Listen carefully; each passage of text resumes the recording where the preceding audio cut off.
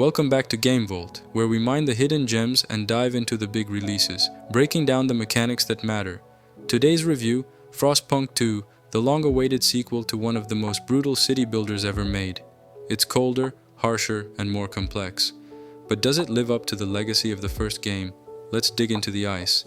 Gameplay Frostpunk 2 moves us 50 years after the Great Frost, and while humanity has survived, the world hasn't gotten any kinder. You're no longer just managing a single generator in a frozen crater. You're building sprawling districts, expanding your city into the frozen wastes, and negotiating with different social factions who don't always agree on how survival should look. The heart of the game is still about choices under pressure. Food shortages, disease outbreaks, worker unrest. It's all back, but now the scope is much larger. Instead of micromanaging every building, you set policies, direct districts, and shape the ideological backbone of your society.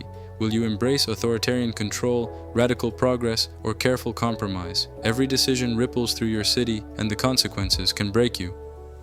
Combat and mechanics. This isn't combat in the traditional sense. Your enemy is the climate, the clock, and the people under your command. The new council system introduces political gameplay, where factions debate, protest, and sometimes riot if you push too hard. Strikes, sabotage, and even full-blown revolts can dismantle your plans if you ignore them.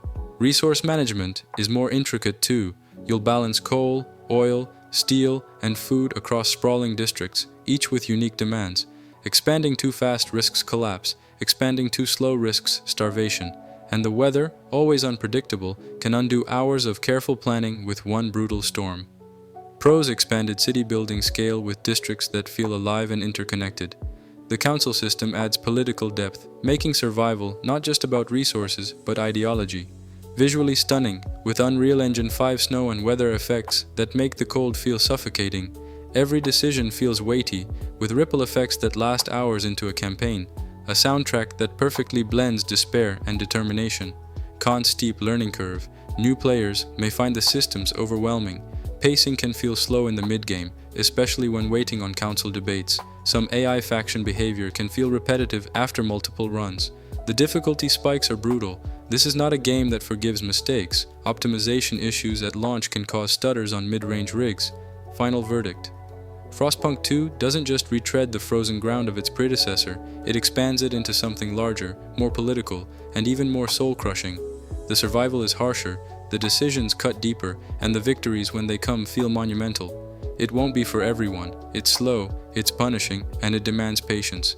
But for those who want strategy with moral weight, this is one of the most compelling city builders of the decade. Our rating, 84 out of 100. If you enjoyed this review, hit that like button like it's a survival law passed just in time, and subscribe to Game Vault for more deep dives into the games that test your limits. Drop a comment. Would your Frostpunk society lean towards strict order, radical freedom, or something in between? Until next time, stay warm and stay glorious.